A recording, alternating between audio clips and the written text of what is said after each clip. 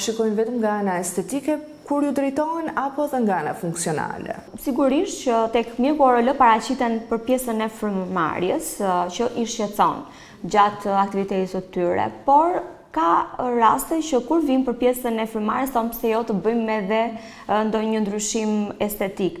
Unë doja të cilësoja që një septum i devijuar, patjetër që nga jashtë ka një hund me asimetri, që ka një hund me një kuriz pak të ngritur, apo me pjesën alareve me probleme. Pra, si kur e thash në fillim, septumi e modulon pjesën e hundës, edhe nëse septumi është devijuar, patjetër që dhe nga jashtë ka probleme. Shumë të rralla janë rastet kur septumi i devijuar nuk shkakton probleme të pjesës estetike në anën e jashtme të hundës.